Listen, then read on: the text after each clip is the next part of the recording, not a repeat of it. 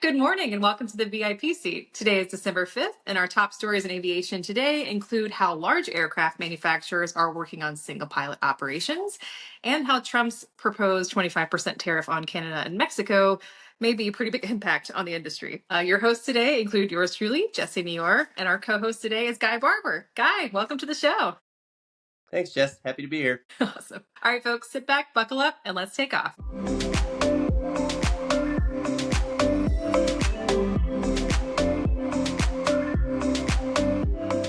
All right, so Guy, you are I would say, different guest than we usually have on the show. It's business aviation, and you're really more of, the medevac medical guy. And for those who don't know, Guy and I have known each other a really long time. I don't know, maybe 14 years at this point.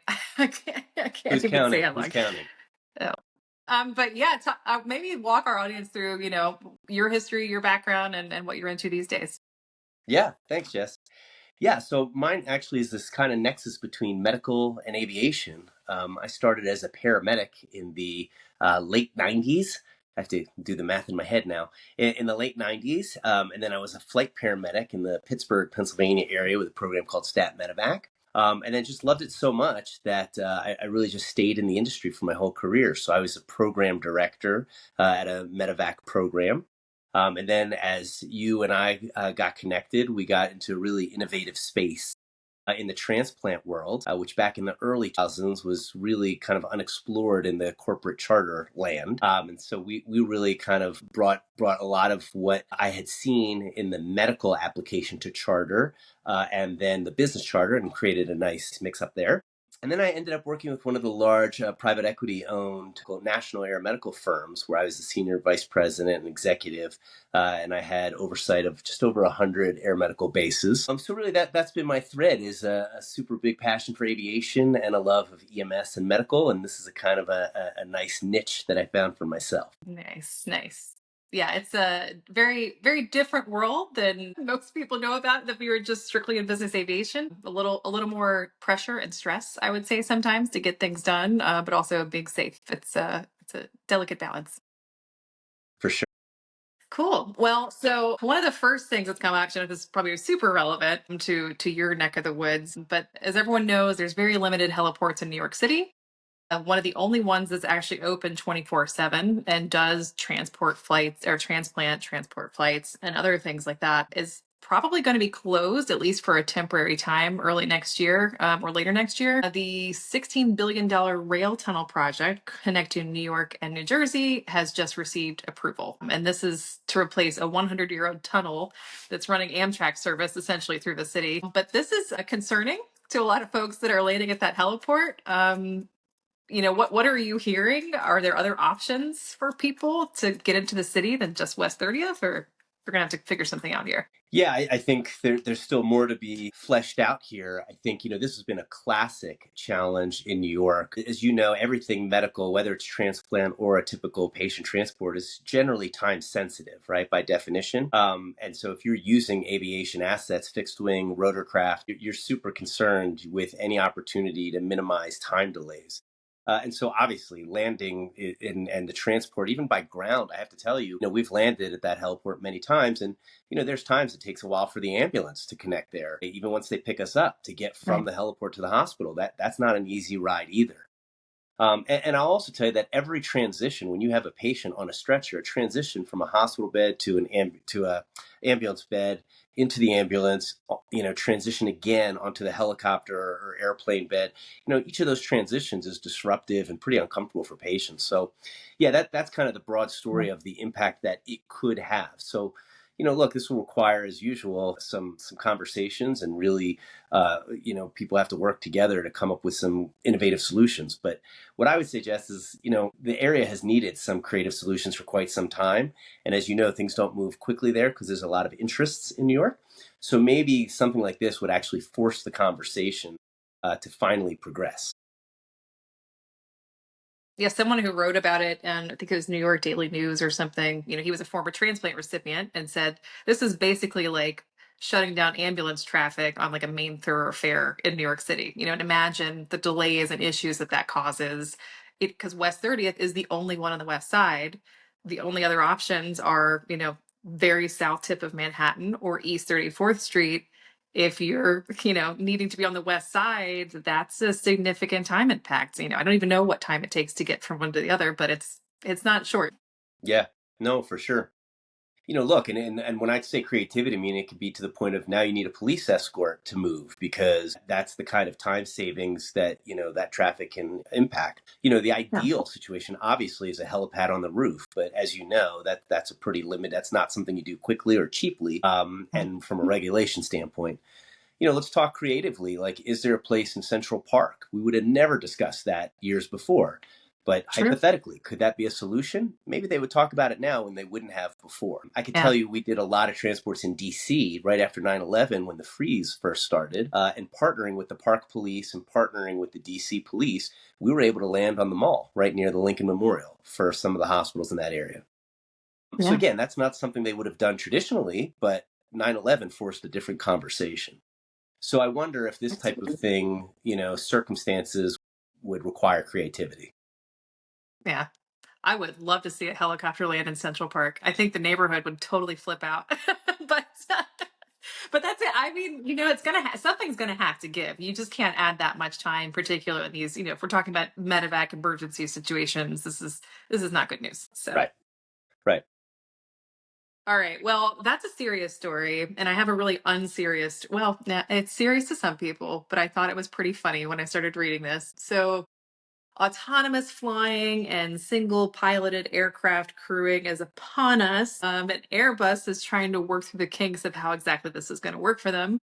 And their latest idea, because our pilots have physical needs, is that they're going to add a toilet to the cockpit in the future, potentially, so that any single pilot crew members don't ever have to leave the cockpit. They can always be alert and active in what they're doing. But obviously, I think the pilot unions are going to totally freak out about this. But I don't Right. know, how do you solve this problem, Guy? If one day we have single pilots in an Airbus 330, how's that going to work? Yeah, look, that's again, some idea. I think about analogies, right? I think about the subway cars, right? Like at this point, do you need to have somebody in there anymore? And so, there's what do you need from a technical aspect, and then there's what do you need just psychologically because nobody's going to get into a airplane or is society ready? I guess is the question. Yeah. But I think specific to what you ask in terms of what comforts should you expect, I can't tell how serious they are there, but human beings will always find a way to get into something. We'll figure it out. I was reading through apparently other options that they had come up with was, well, decided that weren't going to work for pilots was diapers, fluid and diet restriction. And they deduced that none of those were acceptable, which I was not surprised by. Yeah, would have loved to have been a fly on the wall for that test group that had to discuss that for however many weeks. Probably hours and hours of endless Right. discussion. I I'm think, sure well, there in was the a military, PowerPoint. they do. Right. Right. In the military, they I think they do wear diapers in some cases, or they have in the past. And now I'm saying that because I heard it once. I'm not totally sure, but if it's good for the Navy. Right. Right. Right. Right. It just shows it can be done. I guess what I'd always say is right for every problem you solve, what new problems did you create? And having flown commercial plenty of times, the bathroom has been out of service. It has occurred. Mhm. So I'm just curious, what's all your unintended consequences from this solution? But again, I'm going to assume that the good people at Airbus had a good focus group and sorted all that out. Yeah. Well, I mean, it's a joking matter, but it's also, I mean, there are some serious issues with this. I mean, we talk about terrorism. When that pilot comes out of the cockpit, to do what they need to do. I mean, that's a risk area and that's an issue today. Right now the flight attendants bring the cart around, they block you, from coming in. But it's also like that's still a security issue that we even have that moment where they're not even on the flight deck. So it's an issue worth thinking about, and how they Yeah, will resolve this will be funny if nothing else. yeah, yeah, yeah, for sure. To be seen. To be seen, much to be seen. Can you imagine just being on the radio and like having to answer? Okay, I'm not gonna go there. I'm not gonna go. It This gets is the weird real start of the fast. Saturday Night Live. You've got the plot of a Saturday Night Live skit. Exactly. All right, we'll transition into some real news, something that probably is a little more going to happen soon, potentially. So the NTSB, they're always coming out with recommendations for the FAA to do.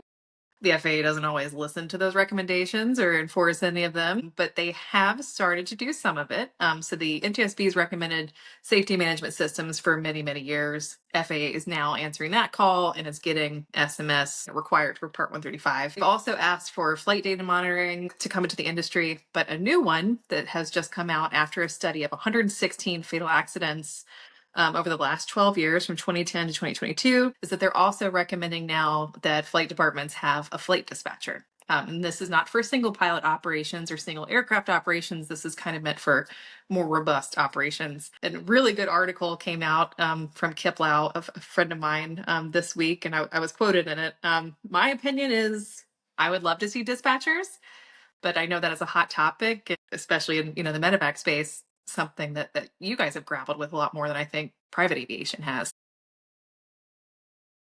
Yeah, and I think, look, unfortunately, like a lot in aviation, it comes down to economics, right? Everything, every capability that we add has a cost to it. And so, some of these parts of the industry don't have great margins, and it matters, right? It's the economics of how to do it. I think things that are assured of because it's mandated by regulation or because it's truly proven to make a difference always find their way into the operation. But look, I think especially you referenced the medical world. Remember, the medical world was born out of this, born out of fire, police, EMS, right? Which there is no such thing as fire, EMS, and police without a good, robust dispatching system. Right. So this shouldn't be foreign. It's just a question of how to implement it in a rational way. And look, what I will tell you from my experience is I've seen phenomenal operations do great things, and I couldn't be happier with where SMS has evolved. But I'm always interested in how do you take it out of the corporate speak, out of the PowerPoint, out of the dispatcher.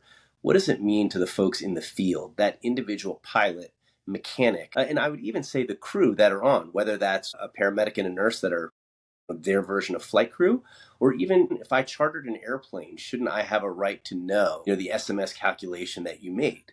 That transparency, and I understand some of the language is a bit, specific to non-aviators, but I think the key to successful SMS is how the information has a two-way transparent conversation with the people in the aviation asset. And it feels like there might be opportunity to continue to improve there. Yeah, I mean SMS, it's trying to create a culture, and sometimes it's good. It's all the structure of making a culture, but it's still down to the operator to decide like what kind of culture I'm actually going to imbue in my organization. And I think this ties back to what they're saying about dispatch is that look, I think you and I both know there's Part 135 companies that are doing things really well, that have really solid operational control. And for those who aren't like ops people, operational control comes down to, does the director of operations, have they actually authorized this exact mission to depart? Is there oversight of that process? Or is the pilot out there on their own, making their own calls, saying, yeah, weather looks good to me, I guess I'll take off now? That's, I think, a bit of a gray area that some FAA inspectors will really push and say, what's your operational control process? Like, how do pilots know that they're, okay to depart? What if a change happens? But it doesn't always happen that way. I mean, we see a lot of pilots out there, even single pilots, making these choices, especially, in the medevac space, when they got a patient in the back and they're under pressure. Like, there has to be another layer of operational control that says you can or can't go. I'm looking at everything that you're looking at, and I agree that it's safe, or I don't agree it's safe. And I don't think that really happens in every operation today, like it should. And that would be the point of dispatchers, is to add that additional layer. But maybe the industry can figure it out without having to add a dispatcher and the cost there, but I'm not sure. Yeah, I think that's one component of it. And look, let's get crazy. Like maybe there's enough data, and we've collected a lot of data, and we have a ton of experience, right? Does AI have a place in making this smarter? Is there a way to do it that really quantifies and helps you with? At the end of the day, it's really decision making at the point of impact. And I think to your point, Jess, there's a lot of programs do a great job at SMS, but it's different to do it 24/7, 365, right? Yeah. If this was a traditional 9 to 5 business, I'd have no doubt we could all figure it out quick. But Right. 24/7, 24/7, 365, I've seen programs that do it very well, but have moments that maybe it's not as good as it could be. But that's all it takes to have a bad mishap, right? You have to be, aviation, as we all know, is very unforgiving. And the truth is, you have to be perfect every time. One of the things I think too, it's this sense of pressure, and that all comes from culture. It comes from just culture and knowing if you should be pressured or not.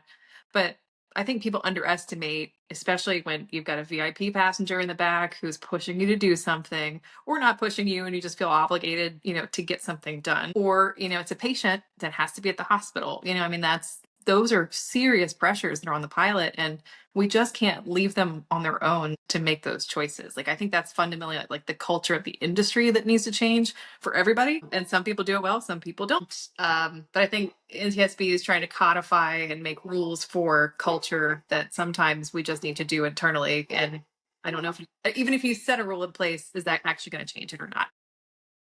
Yeah, I agree. And just I have a unique perspective on this in that I had management kind of oversight of a single base. I've had it of a program with 4 bases, and then obviously in a large operation with many. And my theories on this have shifted over time, right? I think, especially in the air medical space, pressure is discussed often. And I think we work very hard to separate aviation decisions from the medical piece, meaning when a flight gets dispatched, we purposely don't say what kind of patient it is. It's a child, it's a airway issue. We purposely don't announce that over the radio or over the text pager so that it doesn't create undue influence. But what I have seen, and I think when it's a small enough operation, all the people, there's a trust, there's a communication, and that culture, you can build it and monitor it and maintain it. I think there's a scale issue when it gets to a certain size that what I will tell you in the business of aviation, right? As soon as people hear that a base is closing, well, then the base next door changes their culture. And they're told not to. They're absolutely told not to. It's very clear, but they can't help it. It's in everybody's back of their mind of, I like my job and I don't want to have to move. And there's not a lot of other this type of operations in the town I live in. And so, the implied pressure, I think, is something that is psychological and requires significant kind of management. And I think is an area we can still improve. Yeah. Well, and even the pressures at home, I got a new baby at home I got to take care of. I got, my wife's sick. Like, it's just, yeah, that you have to beat that into people. Yeah, The mission does not always come first, and you need to be aware of those factors and how they're influencing you. And someone else needs to be there to back you up on it too. If that's your director of operations or your base manager, whatever it is. I think if we don't start doing that more in 135, I think it's very likely we could see these dispatcher regulations start to come down the pike, because a lot of the accident reports, talk about pressure and the pilots need to get somewhere or do something, or whatever it was. We got to release the valve on that. And I think there's some really good things learned from the medevac space on how to do that in private aviation too. Maybe don't tell them that they have to get to this meeting or the deal is not going to be happening, or something along those right. lines. Those repeat clients that come and you want to please that client. And I think Mm-hmm. that does create it. But again, I think the two things. One is that's where I'm going with. I think we need to communicate to clients and to others. Like, people should know that shouldn't be an aviation secret of the math that we do about what we will and won't accept is Right. one. And then the other is I still think there's more opportunity to talk about the incidents that occur. I think every incident that occurs in aviation should be the learning point that everybody studies and respects. I think more often than not, we have these narratives where we think, oh, that's them, or I would never make that kind of mistake, or that doesn't apply to me. And I think it takes away just the opportunity to learn that at the end of the day, aviation is unforgiving. And Yeah. so you really have to be relentless about every opportunity to do it the right way. Yeah. And how many times have we read an accident report and going, well, why the heck did they do that? Right. It's you Right. weren't in their shoes. And it's very likely there was some myriad of pressures that caused them to make those poor decisions in a situation where people are very talented and shouldn't be making those poor decisions, but that's human nature. Yeah. And I've heard excellent conversations where they say, so think about that decision you made. And thankfully, it all worked out okay. But think about had it not, how that would read in an accident report. And I Mhm. always like that perspective of you might have gotten away with it this time, but think about your reputation. I mean, think about the end outcome, but also think about your reputation, everything that being an aviator means to you, and Yeah. how that would look in an accident report. And I think that's a healthy way to observe some of those decisions. Yeah. It's kind of dark, but that's the world we live in. Right. Yes. All right. Well, so some other things are coming up in business aviation. I think, SMS and regulations might get rolled back at some point if Trump and his group has anything to do with it. So they've said. But the other interesting thing that came out last week, now we don't know if this is Trump exaggerating or saying something that he's not actually going to do, but at the moment he is threatening a 25% tariff on Canada and Mexico. Oh, there are a lot of aviation products made in Canada, especially, not to mention parts in Mexico. But we're talking Bombardier, Pratt Whitney engines, Mhm. Textron helicopters. If we're going to have a 25% tariff just on the assets, not to mention, all the parts and components that go along with it, that could be pretty tough for the industry to swallow. Yeah, that's a big one. And as again to that similar point, right? The economics of aviation are already tough as it is. So trying to predict how does that look going forward? I will say, what does our experience show? Trump in the past, his administration has been aviation friendly. So maybe some of this is bluster, and maybe the application of it is different. But look, these are real issues to deal with. But yeah, there's a lot to be seen here coming as the year turns, for sure. It will. I mean, there is a solid point to be made here. Obviously, I'm American. I want everything to be made in America. And we know that aerospace design and manufacturing jobs are really, really good jobs. So, I mean, there's a point to this in pressuring some of that manufacturing to come back. There's American aircraft being made just across the border at Canada. Maybe those should be made in Tennessee. Just a wink, wink, and a nod, nod there. But I think, ultimately that could be the pressure. Whether or not he'll actually do it is doubtful, but it does seem like he's starting to ratchet that up. The only thing I'd ask is, from a timing standpoint, it's not been a good year at Boeing. Right. So it's a little bit of an unusual time to say let's bring it there. But but listen, again, to that end, maybe these are the kinds of conversations that force the type of changes that those types of places would benefit from. So, Yeah. I'm still optimistic. Yeah. And look, I'm not sure. I'm not that close to it to understand, but I have heard that, a lot of these Canadian aerospace companies are heavily subsidized by the government. And that's why they're eating our lunch in a lot of cases. It's the cost is so much cheaper to do business there. Although the cost is, but then also labor is more expensive. I mean, I think the labor laws in Canada are such more complicated than ours are. I would love to see the math on that. And actually, if there's anyone listening that can be an expert on this, you're welcome to come back on the next show. But like, why is it cheaper to do business in Canada building American products? I wonder what the math works out on that. Is it government subsidies or more efficiency? Right.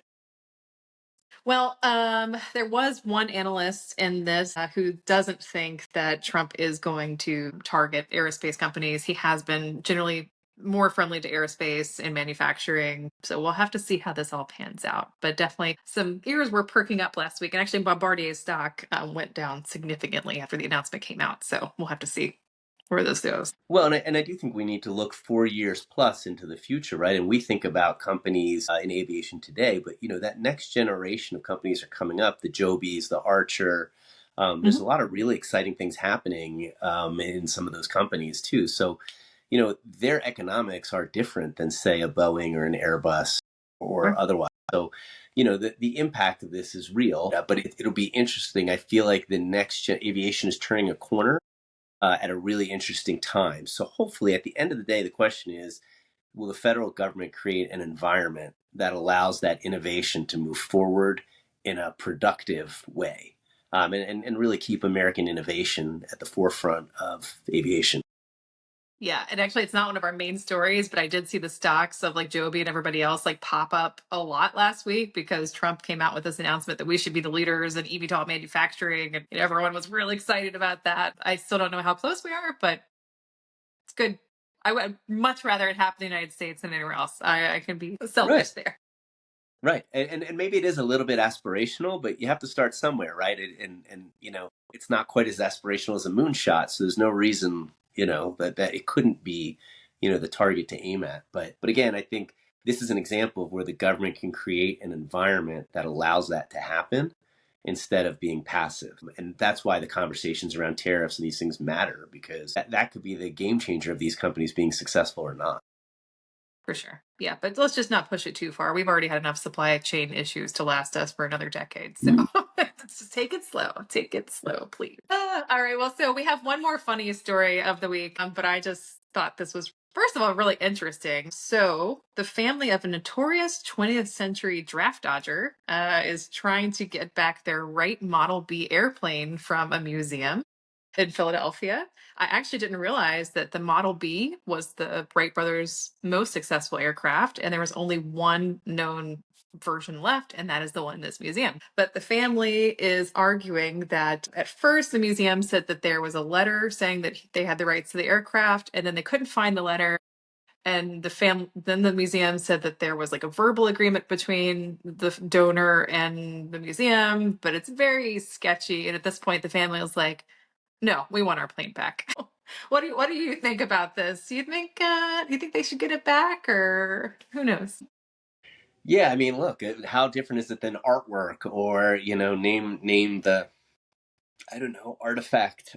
And I'll tell you, like, when you think about aviation history, and at the end of the day, it is still a young industry, but it's such a critical part of American history. We just traveled cross country and we stopped at Dayton at the U.S. Air Force Museum. And it's incredible. And when you see the arc of how aviation developed, especially, with young children, to let them see that. So I guess I have, to answer to your question, I have the bias that I like to see these parts, these critical parts of aviation. I like to see them accessible to the public, Yeah, and specifically from a learning education standpoint. I think the Air and Space Museum, specifically the Dulles operation that they have, is just phenomenal. I love that And place. and there's nothing better than watching, again, young kids go through there and eyes wide open. So my bias is towards, I like these things in a museum. Yeah. That said, I can't speak to the, if anything, I don't understand why. Are they going to put it in their backyard? Are they going to put it on top of their house as like a rooftop ornament? Well, I think they're willing to accept compensation. Who knows what that is? It's a pretty priceless thing. I mean, there's only one of them left, and they're such a huge part of aviation history. But yeah, I think this probably comes down to there's no documentation, there's no provenance here, so pay up. Like that's, Right, right. we want this. Maybe we can find a Interesting character. compromise. Maybe we can find a compromise and just put a nice plaque with their name, or make T-shirts, or make something that they sell in the museum shop. Maybe that's the compromise. Yeah, I don't know. I think maybe the family money is like starting to run a little low, and it's like they need to get some Come up with a stuff creative going. idea.